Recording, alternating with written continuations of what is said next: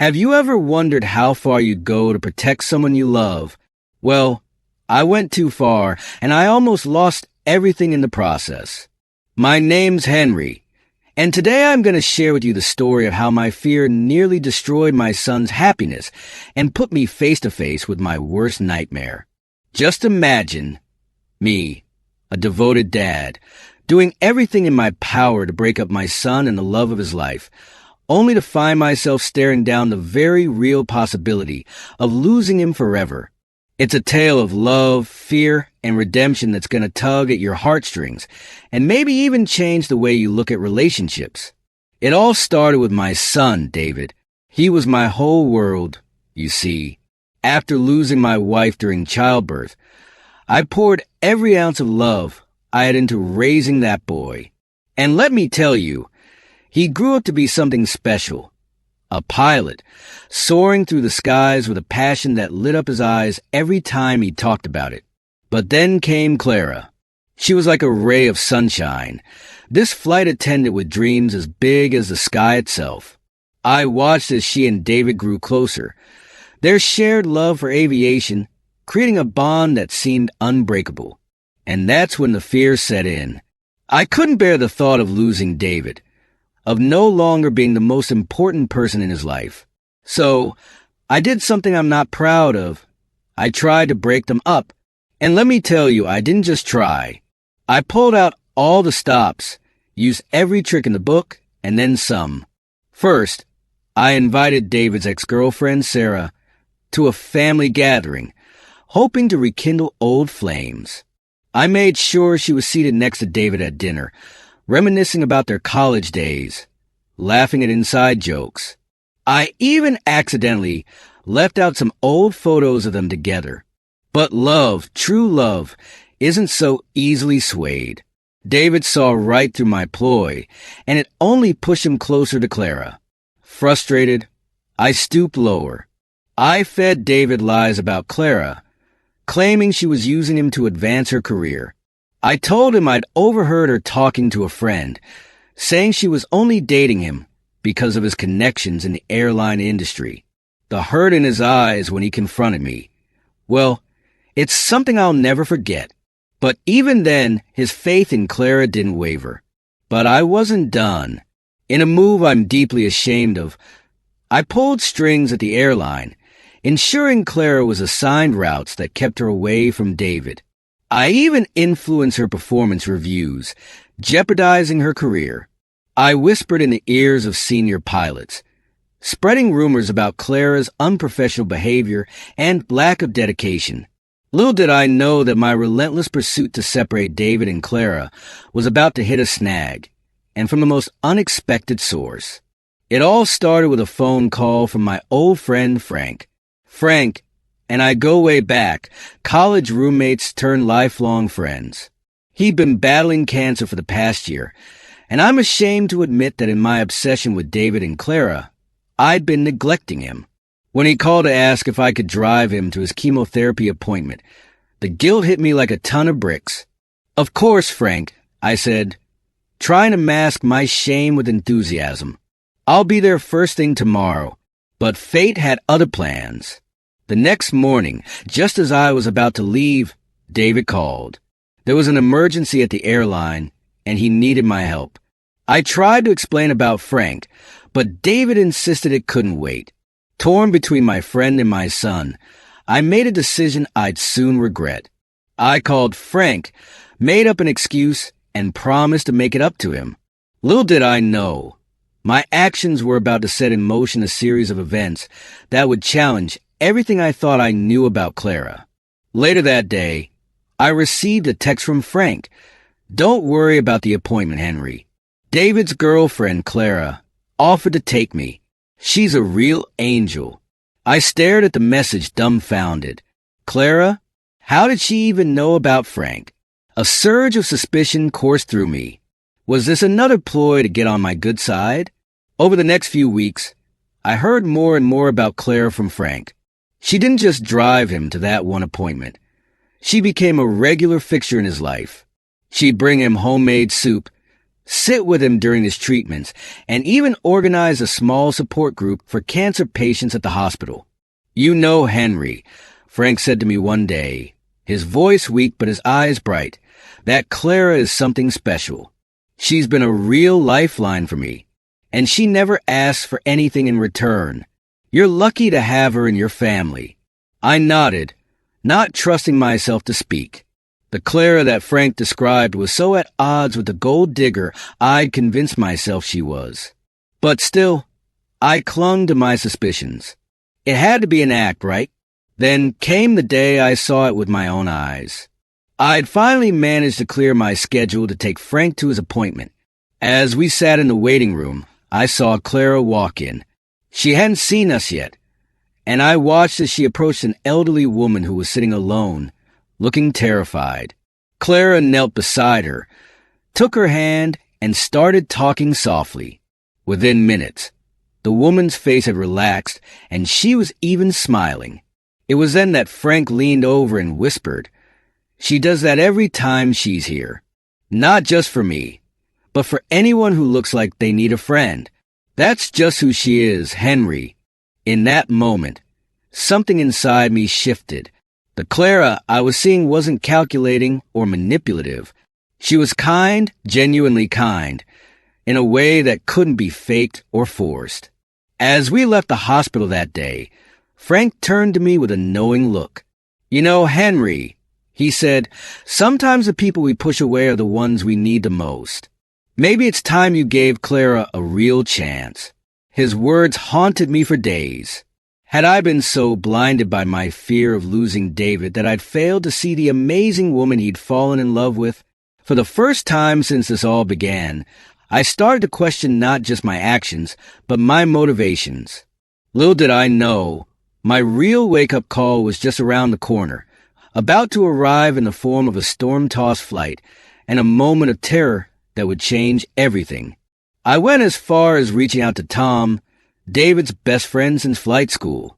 I fed him a story about Clara's troubled past in her hometown, implying she had a history of latching onto successful men for her own gain. I asked Tom to talk to David, to open his eyes to the kind of woman Clara really was. "Tom," I said, my voice laced with fake concern, "I've heard some things about Clara's past.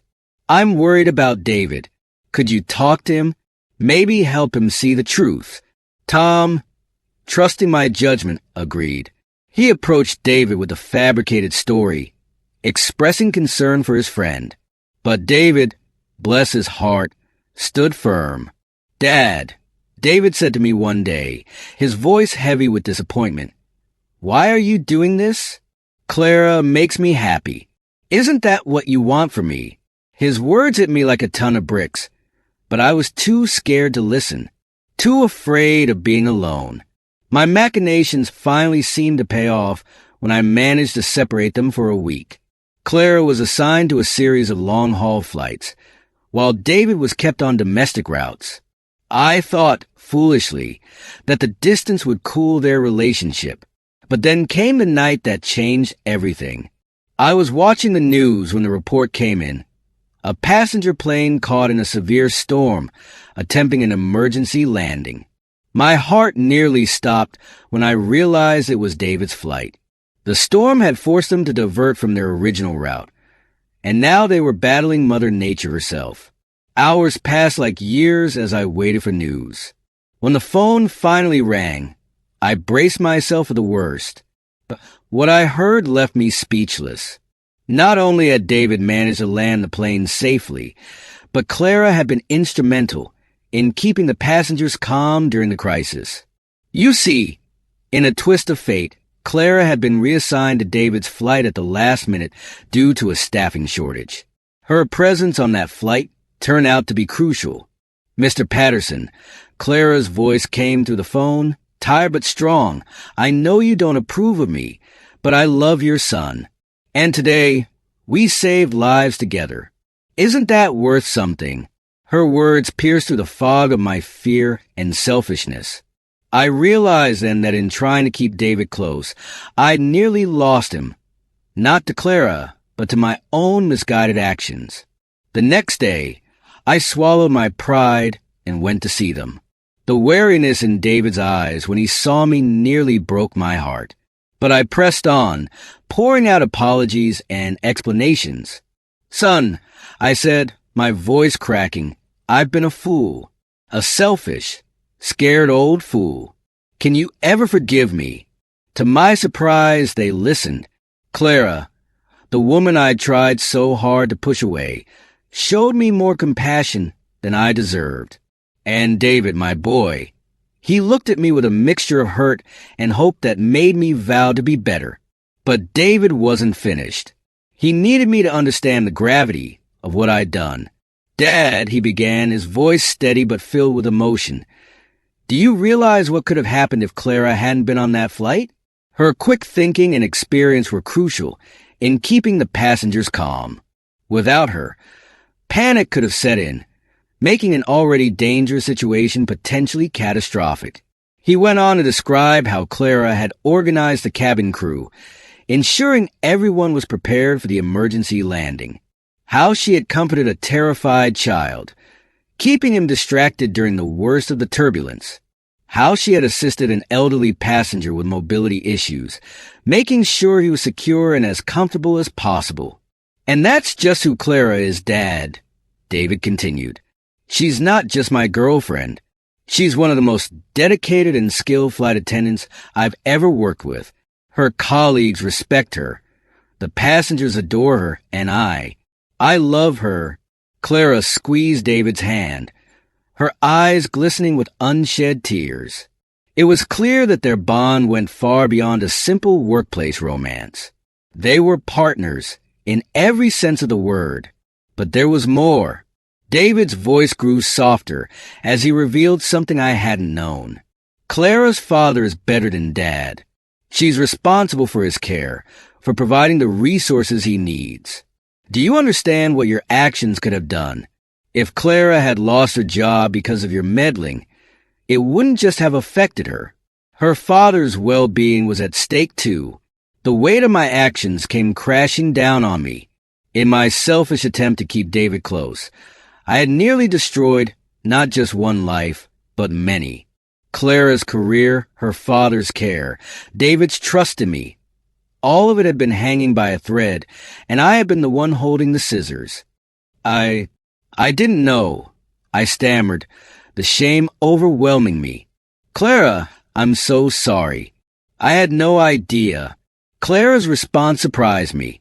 Instead of the anger I deserved, she offered understanding. "Mr. Patterson," she said gently, "I know you were acting out of love for David. It was misguided, yes, but I understand the fear of losing someone you love. I feel that every day with my father." Her compassion in the face of my cruelty was a turning point. I realized then that I hadn't just been wrong about Clara. I had been spectacularly, catastrophically wrong. This woman, whom I had tried so hard to paint as a gold digger and a threat, was in fact a beacon of strength, compassion, and dedication. It wasn't easy rebuilding trust, but I was determined to make amends. When David and Clara shared their dream of starting an inclusive aviation school, I saw my chance for redemption. "Let me help," I offered, "not just with money, but in any way I can. It's time I start supporting your dreams instead of standing in their way." And so began the process of undoing the damage I had done. I reached out to every person I had spoken to about Clara, from the airline executives to David's friends. I confessed to my lies, cleared her name, and asked them to give her the fair treatment she deserved. It was humiliating, yes, but it was also liberating. Each confession, each apology, felt like shedding a weight I had been carrying. Watching their school take flight was a humbling experience. They opened doors for people who'd never thought a career in aviation was possible. People from all walks of life, with different abilities and backgrounds. And me? I learned to step back, to be proud without being possessive. One day, as I watched David teaching a class of eager students, Clara came to stand beside me. "You know, Henry," she said softly, "your son once told me that his love of flying came from you. You gave him wings. And now, you're helping us give wings to others. Her words filled me with a warmth I hadn't felt in years. I realized then that by letting go of my fear, I hadn't lost my son. I'd gained a daughter and a whole new family of aviation dreamers. So, here's my question to you, dear listeners. Have you ever let fear drive you to hurt the ones you love? And if so, how did you make it right? It's never too late to change course and make amends. I'm living proof of that. Remember, sometimes the most turbulent flights lead to the most beautiful destinations. And in this journey of life, it's not about controlling the flight path of our loved ones. It's about being there to celebrate when they soar. If this story touched your heart, why not share it with someone who might need to hear it? And don't forget to follow our channel for more tales of love, redemption, and the complex tapestry of human relationships. There's a whole playlist of exclusive stories waiting for you. Stories that'll make you laugh, cry, and maybe see the world a little differently. So buckle up, hit that follow button, and let's navigate these skies of life together. After all, the best stories are the ones we share. Until next time, this is Henry, signing off and wishing you clear skies and open hearts.